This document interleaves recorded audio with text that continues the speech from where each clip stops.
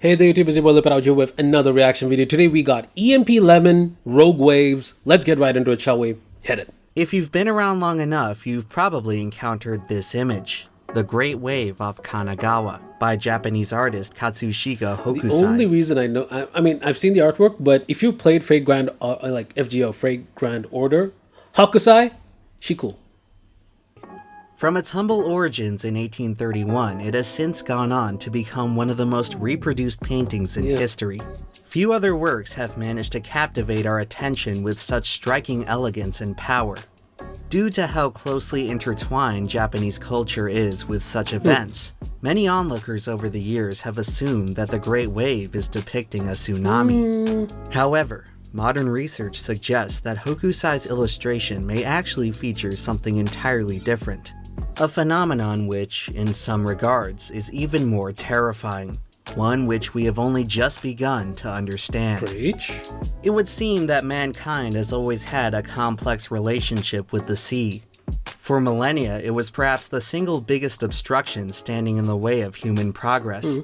Today, we tend to think of the ocean as a conquered frontier, a stepping stone in the development of civilization that we overcame long ago. With that in mind, it's easy to lose sight of just how recently our apparent mastery of maritime travel was achieved. I mean, that is a fair assessment. I think, we had flight, I think it was just a little, the first flight from the Wright brothers is what, a little over 100 years ago? And the fact that within 100 years, we reached space, we landed on the moon, is incredible. But first of all, that's exponential progress. Second of all, the moment flight... Well, okay, I feel like it's correct to say that I don't think it's just flight. It's also getting the capability to fly long distances as well. I think most flights back then could probably last for a couple hundred kilometers before they had to land, probably. So fair. It's common knowledge that human beings now exist pretty much everywhere on the planet, but that wasn't always the case. For the first 90% of our existence, the ocean served as an impassable barrier, restricting us to the Eurasian landmass. It was only through the onset of Ice Age events when we could access new territory through temporary land bridges. Islands and especially remote places continued to elude us for millennia. The prospect of crossing deep water for long distances proved far too daunting until significant strides in watercraft could be made. It took until 5,000 years ago before the Caribbean islands saw their first inhabitants. Madagascar was reached just 2,500 years ago, and New Zealand only saw its first settlers within the last millennium. Even then, no one else on the planet had any idea that these places existed.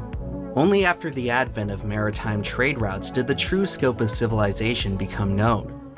By the 1500s, man would Which is also, I think, kind of an interesting point, which is because when you see this map and you're like, well, yes, there's the Americas, there's Africa, there's Asia, there's Australia, Oceania is right there, Antarctica. So you already have all these areas we can travel between. And then people, it is very easy to forget that there is the other half, spherical half of just Pacific Ocean water, which... since I was a kid, it terrified me that there is by the way, if you really rotate the globe, you see landmass for one half of the Earth, and the other half is pretty much just blue water. It is terrifying. Could you imagine, thousands of years ago, people realized the Pacific Ocean as just I wonder how long it'll take to traverse, and never came back. That is terrifying. Become known. By the 1500s, man would successfully circumnavigate the globe, allowing for the creation of the first comprehensive world maps. When it comes to old maps, it's interesting to watch them gradually start to become more accurate over time.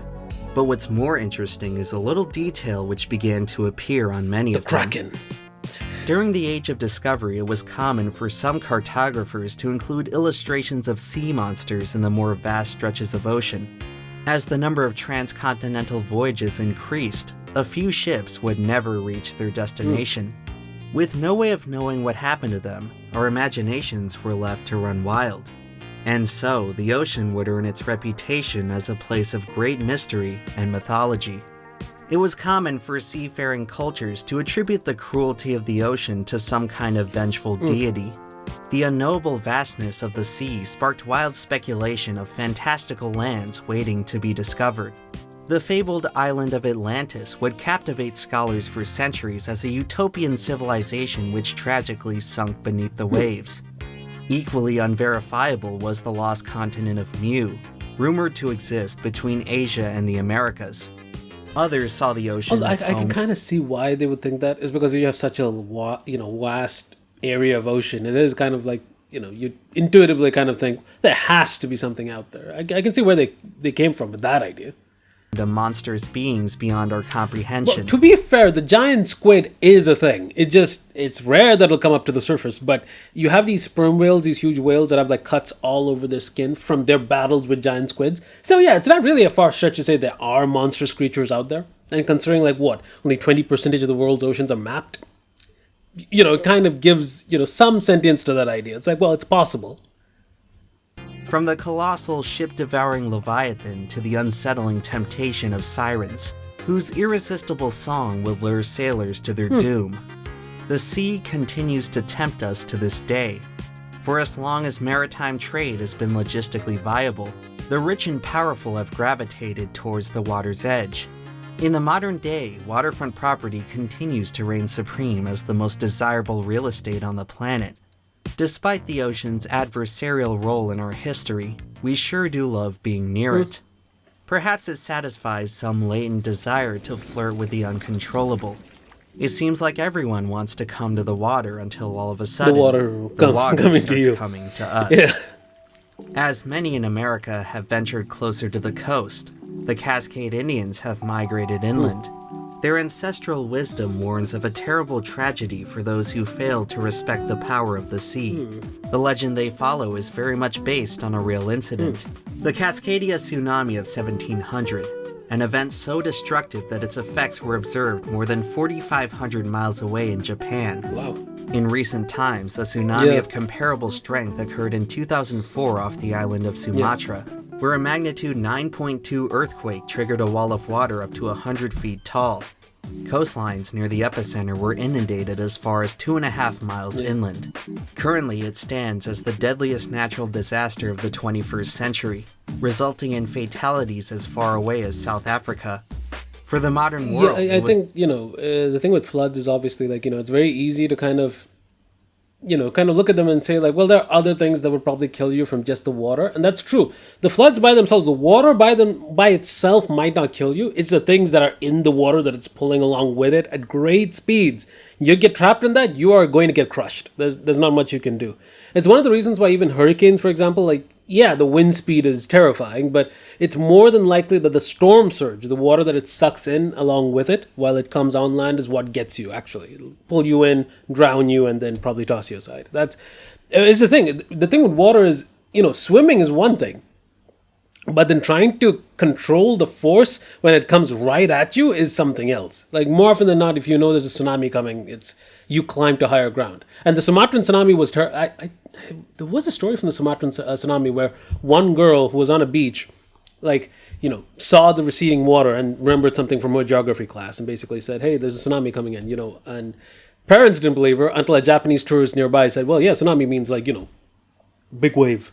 And then they went on land, and she's called the angel of the beach or something because basically she saved everyone who was on that beach, because the moment they went on land, within a couple of minutes, huge wall water came in. Whoever wasn't on land just swept away. So yeah, water is terrifying, but I can see that tsunamis is a terrifying concept. The whole idea of 100-foot wave coming at you is just looking casually at the seaside and just seeing this wall of water coming right at you is, well, what do? You want to run upland? No. You can pick your car and drive, maybe, but that thing is probably going to outpace you. So if you can probably see a tsunami coming at you, more likely than not, you're probably dead.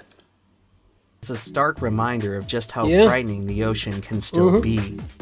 Tsunamis are the most well-known of the extreme and the Japanese wave tsunami was insane phenomena when you saw lurking out it in was the open broadcast water. worldwide. The word tsunami is often used interchangeably with tidal wave, although this is a misnomer.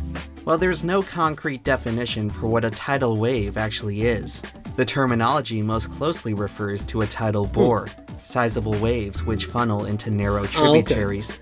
Unlike tsunamis, which are tectonic in origin, Tidal bores are driven by rising tides resulting from the gravitational pull of the moon. Well, I mean, technically, yes. A tsunami is something that's caused by, tectonic forces. But I think you could also make the argument that there have been some, in some TV shows like Seconds from Disaster, or even like some investigative documentaries.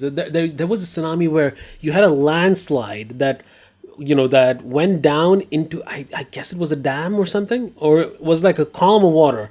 And because of the amount of dirt and gravel and whatever rocks that came onto the water, caused basically a tsunami. And so I don't know if you can define a tsunami as just being purely tectonic in origin. Like when the dinosaurs were extinct, you had a meteorite that just slammed into the water. That, I'm guessing, the resulting, tsunami that came from that would be called a tsunami. I don't know how you define that as something else. And while bores are far less destructive overall, they still have the potential to be deadly.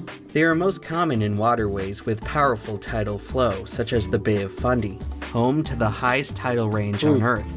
One of the most notable bores can be found on the Amazon River. Known by the locals as Pororoca, the strongest tides of the year create a seemingly never-ending wave, one which spawns at the edge of the Atlantic and travels hundreds of miles upstream. Never seen that. No, okay. Fortunately, tides are predictable enough that they don't tend to cause much harm on their own. However, they become far more threatening when combined with another ocean phenomenon, storm surge. Dangerous. An effect produced when intense winds from a tropical I cyclone. actually haven't been keeping track of the hurricane that's going on right now, Hurricane Beryl. Was next to Barbados, I think. But to be fair, I mean, obviously, I don't know what the current situation is on site. But obviously, like when they said it was a Category 5 storm, they declared it as a Category 5 storm. First of all, that's terrifying. Second of all, damn, that was quick. I think this was the fastest, Category 5 strengthening they've seen in any storm, and it was the fastest Category 5 storm in a hurricane season, I think, in recorded history, that I think meteorologists have said. So, yeah, which means also, anytime there's ever been a very fast Category 5 storm, you're going to have many more. It's knock on wood, you don't want that happening, but it's more than likely you'll have much more coming at you, like sooner or later in the season, for sure. And push the sea inland.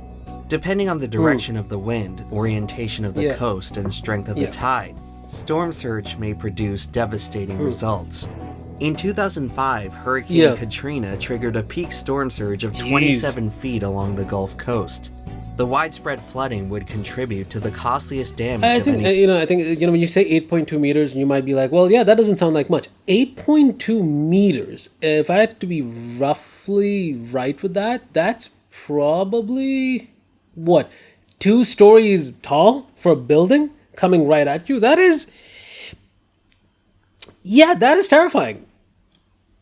Storm in U.S. history.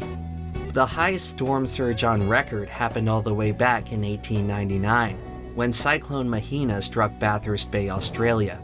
Considered among the most powerful storms to ever make landfall, it summoned an astounding 43-foot-tall surge. The scope of the disaster became clear when survivors later discovered numerous sharks and dolphins stranded miles inland. That would make sense. Had it occurred in a more populated area, the results could have been catastrophic. For sure.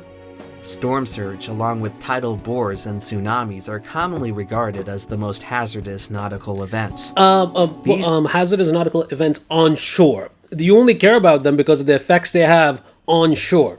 Remember, for the tsunami, for example, you've had entire ships that, I think when some of the Japanese fishermen, when they realized that there was a tsunami heading for them, in a desperate attempt to kind of like protect their ships, they drove out to sea. The idea was tsunamis only pose a threat when that oncoming wave front reaches land, and when it reaches land, it's able to coalesce, forming more waves at the front than at the back, and then just gather in height, which is the tsunami. So the logic was, I think, you could basically just travel out to sea and then just avoid that whole situation altogether, which I think smart, but and I don't think there was that many issues doing it. You would have to survive a small, relatively small wave of a couple of the waves of the tsunami, but your boat would be fine out at sea. If there was a tsunami, you would want to be out at sea, for sure. These 3 phenomena contribute to by far the greatest quantity of oceanic casualties. on land. However, far out in the distant sea lies a fourth phenomenon, one which is potentially more deadly than all the others. In 1826, French explorer Jules d'Urville presented an eyewitness report of a series of waves he encountered in the Indian Ocean. Their estimated height was monumental, believed to be in excess of 100 feet. After hearing the testimony, Jesus Christ, 100 feet. the scientific community was highly Just skeptical. visualizing that is The understanding of physics at the time found it impossible for any wave to exceed even a third of the height that d'Urville had reported. The concept alone was treated as ludicrous. Colossal waves spawning way out in the open water that are magnitudes taller than all the others. It sounded like a fairy tale. And so, the matter was almost entirely ignored. That was until 169 years later, when the Dropner natural gas platform in the North Sea recorded something unusual. At approximately 3 p.m. on January 1st, the platform clocked a passing wave with a maximum height of 84 feet, more than twice as tall as the standard wave height in the surrounding area. The facility was equipped with state-of-the-art instruments, meaning that this time, the reliability of the reading was indisputable. All of a sudden, the idea of Jules d'Urville's colossal wave was no longer make-believe. The anomaly sparked widespread scientific interest. It fell completely outside of predictive models at the time, prompting a re-evaluation of entire fields of study. The phenomenon would come to be known as rogue waves, which would soon be recognized as the largest open water waves the Earth is capable of producing. Tsunamis, while formidable near the coast, behave quite differently over deep stretches of ocean. The only other waves that come close are certain kinds of breakers which occur near the shore. These waves are famous for attracting daredevil surfers looking to experience the ride of a lifetime. Hey, happy feet. The most powerful breakers occur in places where the depth of the sea floor rises steeply, forcing the momentum of the water upward. This effect is most noticeable off the coast of Nazaré, Portugal, which sits at the receiving end of an enormous underwater canyon. It was there in 2020 where Sebastian Stuttner set the record for the tallest wave ever surfed, overcoming an 86-foot behemoth. Spectacles like this offer us a rare reference point to understand the staggering scale of... This is fascinating, you know, just sitting down here and just looking at an 84-foot wave is just... And then you know the wave's bigger than that. Like the 100-foot wave was at least, 20% bigger than that. That is just wild. Rogue waves. Wow. Stuttner's record-setting wave was roughly equivalent in size to the Dropner wave. As far as breakers go, that's about as big as it gets. But when it comes to rogues, we're just getting started. In 2000, the British research vessel Discovery measured a 95-footer. 1 year later, a pair of Bahamian cruise ships encountered an estimated 98-footer, the tallest observed in the modern day. Historical reports contain testimony of even higher specimens. In 1933, the USS Ramapo triangulated the height of an alleged 112-foot wave, which is perhaps the tallest ever witnessed in open water. Combine the most powerful rogues with the amplifying effects of the coast, and you end up with what are truly the largest waves on the planet. And that's no joke. Speaking like from the metric units, if you had 112 feet, if I take, roughly guesstimating that would be approximately 4 stories tall. Like 4 stories of a building coming right at you in open water. Imagine in the middle of the night would be the most shit-inducing thing I can imagine. Because... oh God, imagine if you have like a moonless night and way back when, but you don't have lights and you just, without even knowing there's a massive wave on you, bro. Yeah, that would be one good reason to start believing in God, for sure. These elusive titans are rarely ever witnessed. Their true scale has only ever been approximated from chance encounters with a select few lighthouses. In 1985, the Fastnet Lighthouse in Ireland was struck by a wave estimated to be in excess of 150 feet. 150 feet? Bruh! What do you... Huh? I just realized. Wait, my calculation's wrong. Wait, hold on. I'm taking roughly 4 meters roughly for 1 story tall. I'm sorry, that's not... Oh shit, that's not 4 stories tall, is it? That's 8. That's 8 stories tall. And this is 12. Bruh, you have a building heading at you. Holy shit. This is just, wait a minute. In 1914, Because a lighthouse because keeper it's like a fun fact. Like if you've done engineering, there's a very simple trick you can do, which is basically if you take your hand and you hold it out, the tip of your hand to probably the start. I'm not sure. I think in some places they recommend you take the full width of your shoulder, but you can take this as well. But I think you should take this. This roughly is a meter. And visually, you can basically say, well, roughly that's what? You can kind of guesstimate from just looking at walls, just how big a story of a building roughly is. I'm guessing it's roughly 4 meters height per floor. It could be bigger. I could be wrong. But generally, if you're going in excess of 46 meters at even 4 meters is more than 11 stories tall. That is... visualizing that is terrifying. Could you imagine just being in open water and you have a building heading right at you of solid water? 150 feet. In 1914, Jeez. a lighthouse keeper at Trinidad Head, California observed one wave pull even with the top of the structure, 175 feet above sea level. 107. Yeah, that is 13 to 14 floors. Yeah. Potentially the tallest wave on record flooded the Eagle Island Lighthouse in 1861. It was powerful enough to smash the window panes on the upper level. For this to be the case, the wave would have had to surmount the 87-foot tower as well as the 133-foot cliff 220 underneath, feet. culminating in an unthinkable 220-foot monster. What kind of things are you throwing my way, God? Goddamn. It's just, I'm sorry. That's 17 floors. Jesus Christ. But believe it or not, there's an even more infamous case of a suspected rogue wave striking a lighthouse. Followers of the macabre may be familiar with the unsolved mystery of the Flannan Island lighthouse keepers, an incident concerning 3 watchmen who disappeared without a trace. Since it was first reported in 1900, the disappearance has sparked wild theories as to how a crew of seasoned veterans could meet such an unforeseen demise.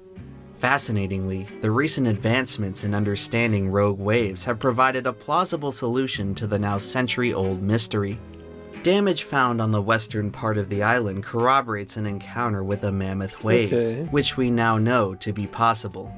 As it turns out, the study of rogue waves has inspired a re-evaluation of numerous other historical incidents, particularly in the forensic analysis of shipwrecks. In 1978, the MS demise.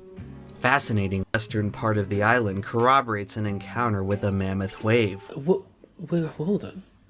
Gone down after Sunday, approximately the west line to secure the box, mooring ropes, and an unexpectedly large roller came up on the island. They were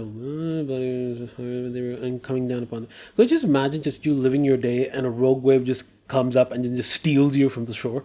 Don't you find that slightly annoying? Which we now know to be possible. Jeez. As it turns out, the study of rogue waves has inspired a re-evaluation of numerous other historical incidents, particularly in the forensic analysis of shipwrecks. In 1978, the MS München suffered a catastrophic failure resulting in the total loss of the ship and her crew. The German cargo vessel was considered state-of-the-art at the time, making its demise highly unusual.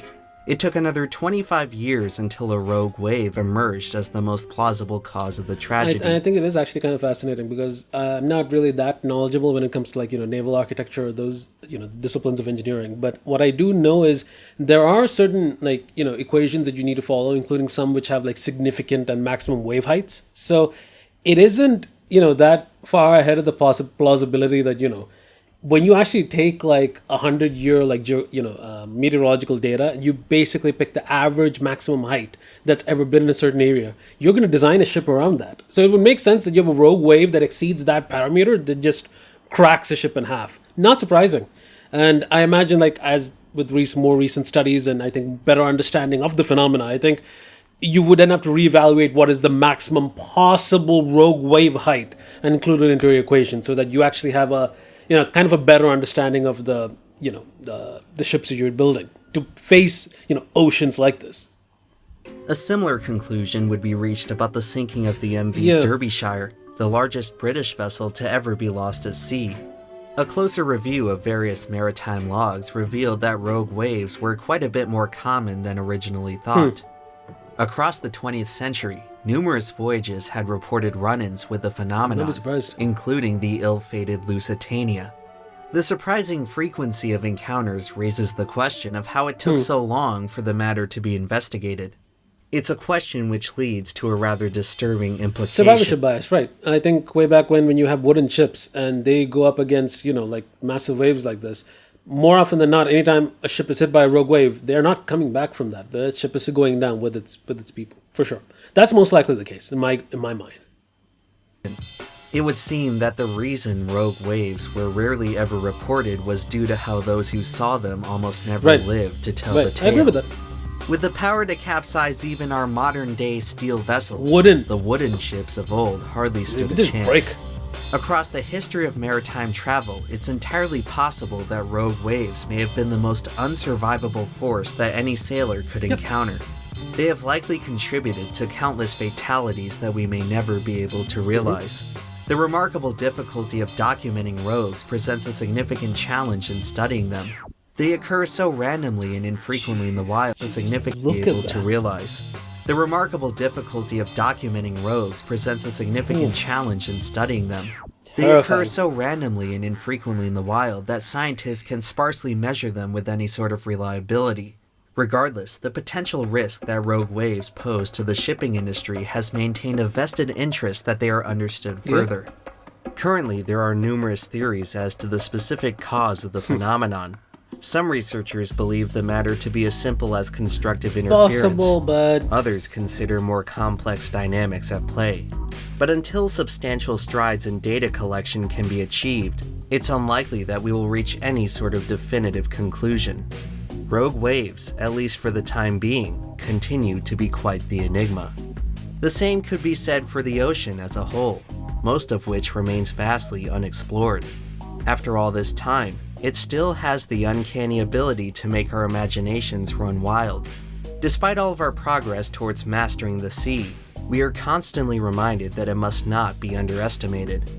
To this day, the ocean persists as a profoundly daunting domain. It stands as a defiant reminder of how much we have yet to understand. At any given moment, only a minuscule fraction of the sea falls within the watchful eyes of man.